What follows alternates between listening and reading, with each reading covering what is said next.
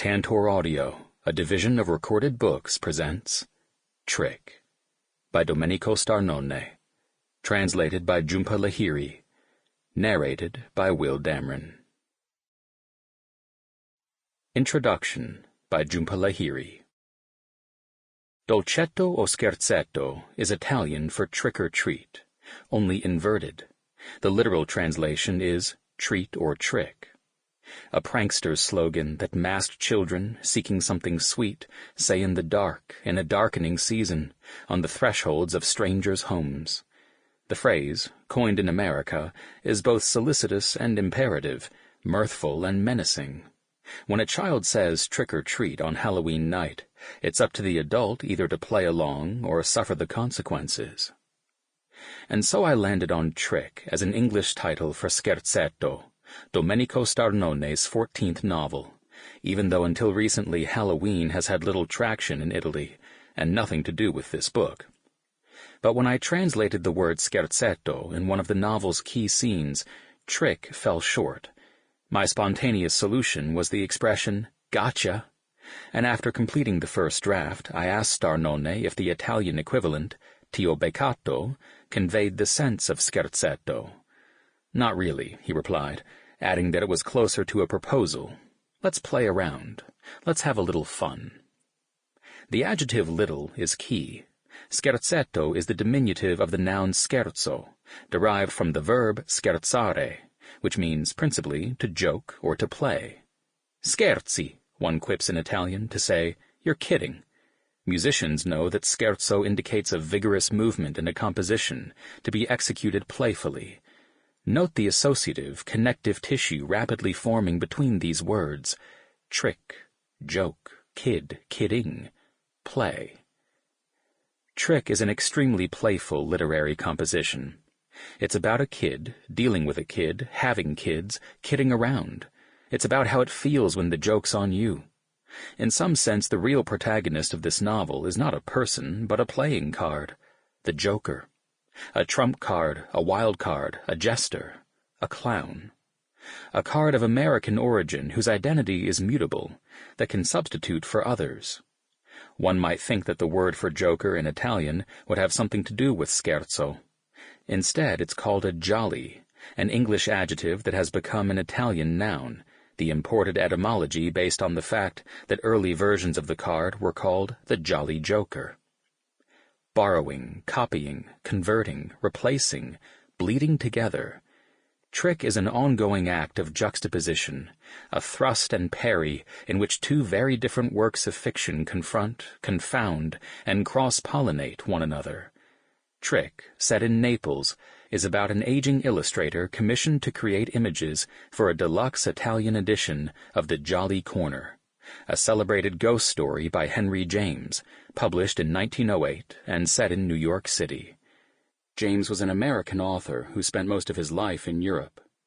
Starnone is an Italian author, arguably the finest alive in that country today, who has spent considerable time reading Henry James. The central action of Trick, spanning just 4 days, takes place in November, the darkest of months, and is steeped in Gothic references. Apparitions, howling winds, figures that disappear down corridors. It is about things that go bump in the night, people who ring doorbells and are not terribly kind. It is about the fear of slipping and falling, of failure, of illness, of facing phantoms, of facing death. Perhaps, in some sense, Halloween does have something to do with it. Like a flickering jack-o'-lantern, at once illuminating and terrifying, the whole novel can be read as a dialectic between darkness and light. Trick makes us grin and at times makes us cackle with laughter, but it also unnerves, settling over us like a damp chill. Much of the discomfort derives from the narrator's ambivalent attitude toward Mario, his 4-year-old grandson. Their relationship is always vacillating between affection and antagonism, solidarity and spite. Unlike his grandfather, a convalescent in his 70s tormented by his lack of vitality, Mario represents agility, potential, life in spades. Evolution is an underlying theme of this novel, and thus survival of the fittest. One can read Trick as a domesticated version of Lord of the Flies, the island swapped for an apartment in Naples, the repercussions every bit as savage. Grandfather and grandson are marooned together, also pitted apart. Both are essentially abandoned by the adult world. The drama unfolds from the grandfather's point of view. He has a name, Daniele, but it is so seldom mentioned that one tends to overlook it. Mario, on the other hand, commands the spotlight. The child is at once precocious and innocent, unbearable and vulnerable. He can neither read nor tell time, and yet he repeatedly outwits a man 7 decades his senior. Daniele is protective, an anxious caregiver, but also palpably aggressive, neglectful, and mean.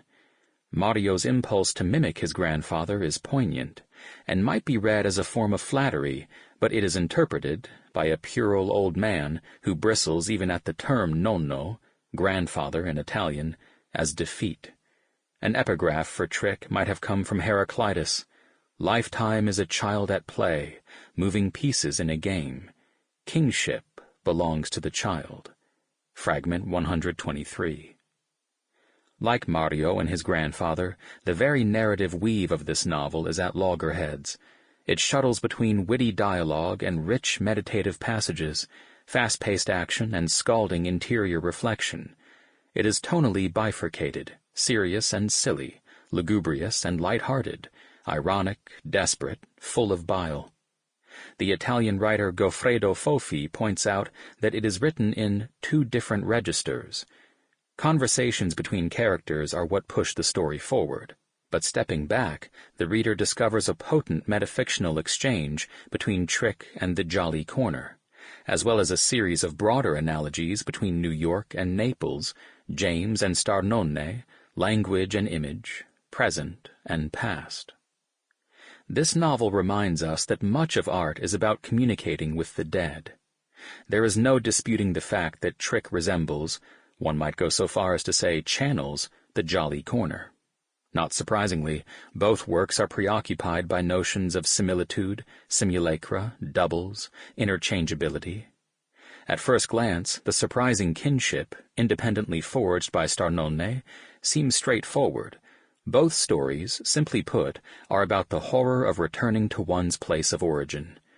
But a close reading of these texts, and I highly recommend this, yields innumerable, more subtle points of contact, echoes, clues, inside jokes. True, the text of James's story hasn't been inserted between the covers of Trick, and Starnone's novel can be fully appreciated without reading a word of James. It would be a pity, though. In addition to riffing consummately on the Jolly Corner, Trick resuscitates James's work and themes more generally. I could not help but think of Washington Square. Both works depict a charged father-daughter relationship and a problematic son-in-law figure. The Turn of the Screw, his most famous ghost story, about a frazzled adult left alone with a precocious child. The Real Thing, narrated by an illustrator and all about the dichotomy between reality and representation, and The Figure in the Carpet, about a widowed husband and a wife's secrets. The convergence with James reaches its apogee, however, in the appendix to Trick, a sort of free-associating illustrated artist's diary, tonally divergent, which glosses the main story and also constitutes its distilled essence. The appendix reverses gear, the entries spanning the weeks leading up to the novel's action. Drawings crowd the margins, both enhancing and crowding out the words. The appendix is an organ literally cut out of the story, seemingly extraneous, but in fact fundamental to our understanding, an intimate commentary and also a tour de force in which sentences from James's story, in Italian translation, have been ingeniously spliced into the text. So, while Starnone and James remain separate authors of separate works of fiction, the appendix, itself a hybrid piece of writing, literally fuses them together. Trick is no mere homage to James. It is a willful act of combining, of appropriation, of grafting on both a thematic and linguistic plane. Italy's love affair with American literature begins more or less around the time of Starnone's birth, in 1943, which coincides with the fall of fascism. James was among the 33 largely unknown American authors translated for the first time in Americana, an anthology edited by Elio Vittorini, published in 1941, that profoundly influenced post-war Italian writing. Vittorini extolled Hemingway. Cesare Pavese famously translated Moby Dick. These writers did more than love American literature. They identified with it, drew hope and vitality from it. What Starnone does in Trick, more than 7 decades after Americana, takes this love affair to new extremes, and renders an Italian writer's identification with an American novelist quite literal. James is the obvious frame of reference, but there is another literary key I feel compelled to mention: Kafka. For Trick explores themes and preoccupations central to Kafka's vision. One, surely, is an obsession with the body, with physical discomfort, with weakness, with disease. The tragicomic description of an old man struggling to get out of bed in the morning on the first page of Trick reminded me of Gregor Samsa's immediate predicament following his metamorphosis. Mario's boundless physical prowess, he is always jumping, moving around, doing things, only exacerbates Daniele's sense of feeling debilitated, constrained. Much of their friction can be summed up as a contrast between bodies, one small and mighty, the other large, laid low. Kafka, like the narrator of Trick, had an aversion toward children. Elias Canetti observes, "Thus it is really envy that Kafka feels in the presence of children, an envy coupled with disapproval." Trick is very much about envy, generational, professional, sexual. Like the narrator of Trick, Kafka also detested his father. The compressed, recondite appendix recalls the sensibility of Kafka's own diaries, a heterodox merging of observation and storytelling. And finally, Trick shares, with Kafka, and with James for that matter, a charged relationship to physical space, and the frequent need for open air. Most of Trick's action is set indoors, or on thresholds. The tension between inside and outside is ongoing, similar to the play between darkness and light. But the most memorable scene of the novel takes place on a balcony, a platform perched over nothing, a space that plays with space itself. The balcony in Trick is a locus of risk and of refuge, of exile as well as freedom. It is rejection of family and origins, and also reeks of those very origins. It is a place where one is permitted to see beyond, to project. The balcony represents the precarious state of everything: youth, fame, relationships, life itself. Anything can break off, plummet at a moment's notice. This existential anxiety is the mass of air upon which the novel paradoxically rests. The void represents emptiness, death, but also creation. For this is the artist's habitat, turned away from a secure foundation, creating from nothing. There are extraordinary passages in this novel about what it means to become an artist, about the mechanics and mystery of inspiration. It describes what happens when an artist begins to slow down, struggle, question his own production. Making art is a form of playing, a game the artist plays for tremendous stakes. Starnone plays with James. Perhaps he is also playing with Kafka, an author, along with Calvino, whom he often cites as a literary forefather. Calvino played vigorously with his reader, his characters, with genre, the essence of narrative itself, as did Pirandello, Svevo, and Nabokov. Starnone is a player on this team. An attentive reader of Starnone will find further interplay among his previous works.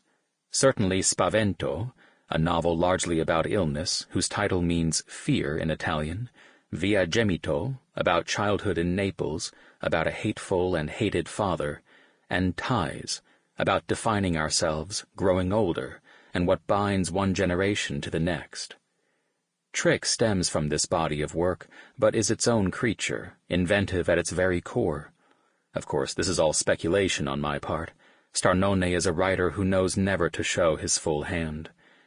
The underlying theme, visited again and again in Starnone, is identity. Who are we? Where and what do we come from? Why do we become what we become? In Trick, more succinctly than ever, he examines heredity, the effects of coupling, what is handed down, what slips through the cracks. Identity, for Starnone, is never singular but multiple, never static, always in flux. Identity entails selection, assortment, happenstance, strategy, risk. This is why the principal metaphor in Trick is a deck of cards, which spawns the act of discarding, shunning possibilities, setting them aside, whittling down options in order to shape ourselves, our futures. Not surprisingly, the novel pays special attention to adolescence, a phase in which a child's body is violently reacting, expanding, and altering itself, a phase at the end of which we are expected to choose our path and become an adult. The novel confronts the tension between what lies in the cards and the consequences of playing the cards we are dealt. What ultimately haunts is the hypothetical, a conditional construction particularly dear to Italian grammar and consciousness. What one might have been, how things might have turned out.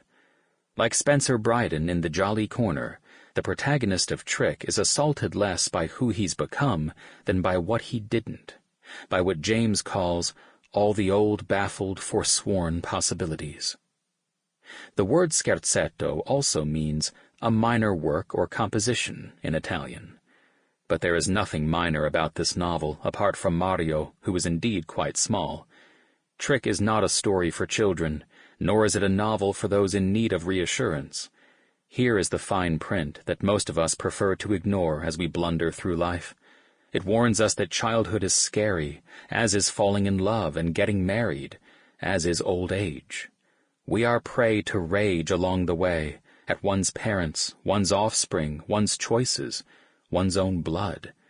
And there is no escape from fear, of who we really are, of what we see and what we don't. I translated Trick more or less 1 year exactly after translating Ties, Starnone's previous novel. In some sense, I had a running start, given that I was already familiar with the author's pacing, tics, fixations. But Trick was trickier. The title remains a compromise, only a partial solution. This novel also contains Neapolitan dialect, new territory for me.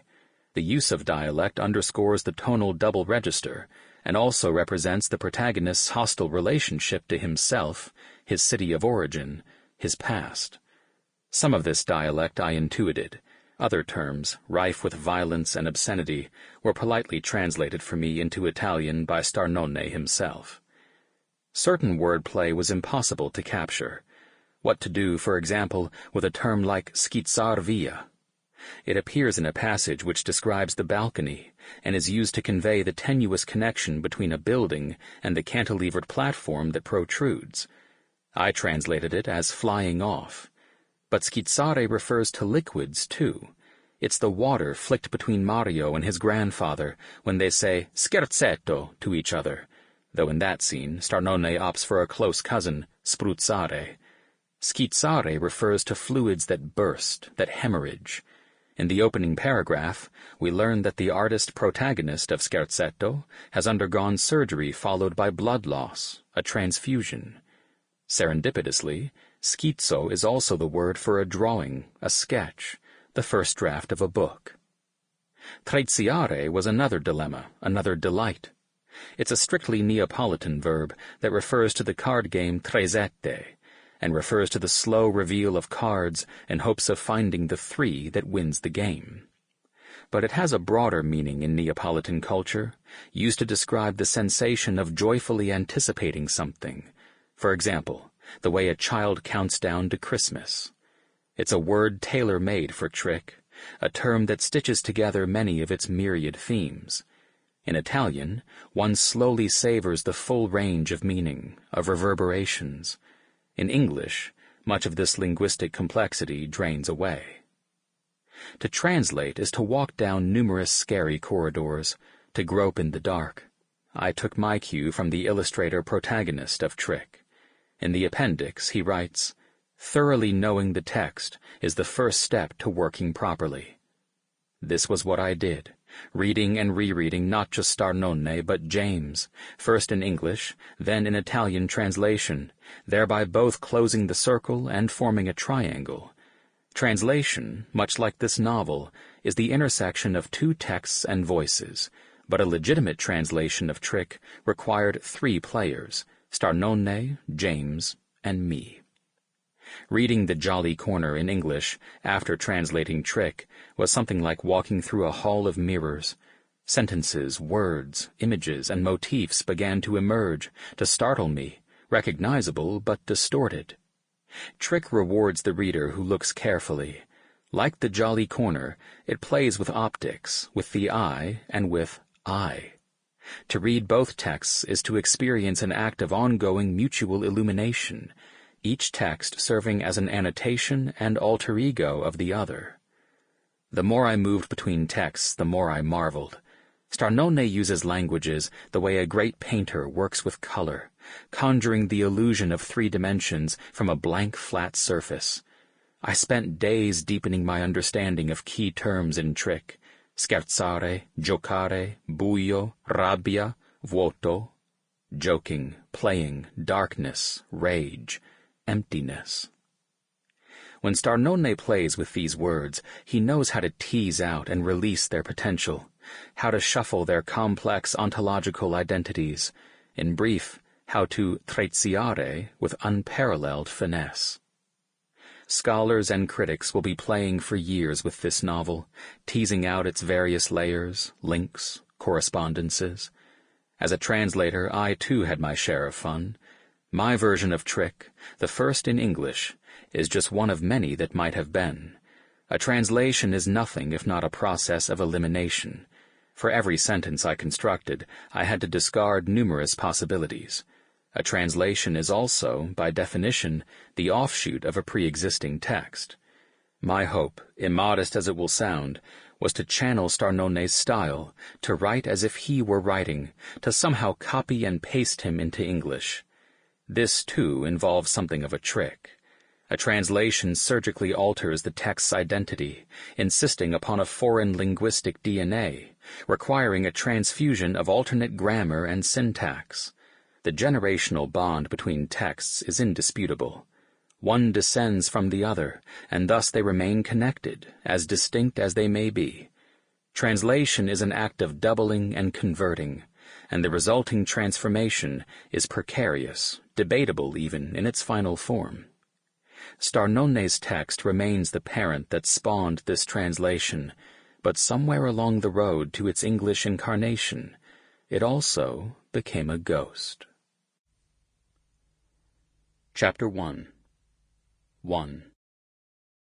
One evening Betta called, crankier than usual, wanting to know if I felt up to minding her son while she and her husband took part in a mathematics conference in Cagliari.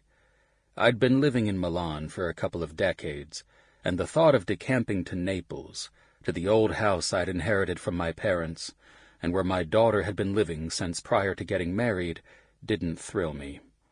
I was over 70, and, having been a widower for some time, had lost the habit of living with others. I only felt comfortable in my own bed and in my own bathroom. Furthermore, I'd undergone, a few weeks earlier, a small surgical procedure which, even in the clinic, seemed to have done more harm than good. Though the doctors poked their faces day and night into my room to tell me that everything had gone fine, my hemoglobin was low, my ferritin was poor, and one afternoon I saw small heads, plaster white, stretching toward me from the opposite wall. They gave me a transfusion right away, the hemoglobin went up a little, and finally they sent me home. But now I was struggling to recover. In the mornings I was so feeble that in order to stand up, I had to muster my strength, grasping my thighs with my fingers, bending my torso forward as if it were the top of a suitcase, and stretching the muscles of my upper and lower limbs with a determination that took my breath away. And it was only when the back pain ebbed that I managed to lift my skeleton completely, cautiously, however, detaching my fingers gently from my thighs, and abandoning my arms at my sides with a wheezing that lingered until, finally, I reached an upright position. Which was why, to Betta's request, I automatically replied, "Does this conference really mean a lot to you?" "It's work, Dad. I have to deliver the keynote, and Saverio presents his paper the afternoon of the second day." "How long will you be away?" "November 20th to the 23rd. "So I'd have to stay with the child, alone, for 4 days?" "Sally comes every morning. She'll clean up and cook for you. And anyway, Mario is totally independent." "No 3-year-old is independent." "Mario's 4. "Neither is a 4-year-old. But that's not the point. I have urgent work to finish, and I haven't even started."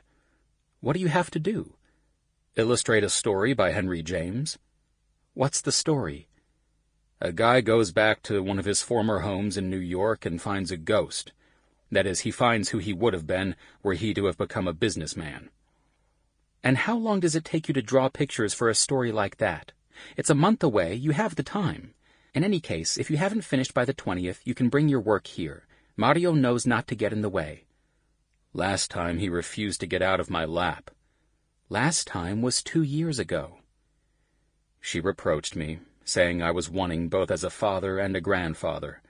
I responded kindly and assured her that I would watch the child as long as she needed. She asked me when I was thinking of coming, and I overdid it with my reply. Since my daughter sounded unhappier than usual, since during my hospital stay she'd called at most 3 or 4 times, since that indifference of hers seemed her way of punishing me for my own, I promised that I would arrive in Naples a week before the conference, so that the child would get used to my being around. And I added, with false enthusiasm, that I was eager to spend some time being a grandfather, that she could go off carefree, and that Mario and I would have a great time. As usual, however, I wasn't able to live up to my promise. The young publisher I was working for hounded me. He wanted to see my progress. And I, who hadn't managed to do much of anything because of my ceaseless convalescence, tried, in haste, to finish a couple of plates. But one morning I started losing blood again and had to rush to the doctor, who, though finding everything under control, ordered me to come back for another checkup in a week. And so, between one thing and another, I didn't end up leaving until the 18th of November, after sending the publisher the 2 plates, which were still in rough shape. I went to the station feeling frustrated and annoyed, my suitcase packed willy-nilly, without even a present for Mario other than 2 volumes of fairy tales that I myself had illustrated several years before. It was a journey plagued by cold sweats and the desire to head back to Milan. It was raining, and I felt tense. The train sliced through gusts of wind that clouded the window with trembling rivulets of precipitation. I was often scared that the wagons, felled by the storm, would jump the tracks, and I realized that the more one aged, the more it mattered to stay alive. But once I got to Naples, despite the rain and the cold, I felt better. I exited the station, and in a few minutes I reached the corner building I knew well. 2. Betta welcomed me with a fondness that, at 40, consumed by the balancing act of her days, I didn't think she was capable of. She seemed surprisingly worried about my health, exclaiming, "You're so pale, so thin," and she apologized for never visiting me when I was in the clinic. Since she asked about the doctors and the tests with a certain alarm, I suspected she was wondering if she was taking a chance by leaving her child with me. I reassured her and went on to pay her 1,000 compliments with the hyperbolic phrases I'd resorted to ever since she was little. "You look beautiful." "No, I don't." "You're prettier than a movie star." "I'm fat, moody, and old." "Are you kidding? I've never seen a more attractive woman. Sure, the personality's rough as bark, but if you peel it off, there's a smooth, sensitive interior, the hue as lovely and luminous as your mother's." Saverio had gone to get Mario at daycare. They'd be back any minute. I hoped she'd tell me to go to my room for a bit and rest. On the rare occasions I came to Naples, I slept in the big room next to the bathroom with a small balcony that resembled a launching pad over Piazza Garibaldi. I was raised there, along with my siblings, and it was the only corner of the house I didn't detest. I'd have liked to hole up and stretch out on the bed for a few minutes, but Betta kept me in the kitchen, me, the suitcase, a cloth bag, and proceeded to complain non-stop about everything. Her job at the university, Mario, Saverio, who dumped house and child onto her shoulders, and countless other unbearable stressors in her life.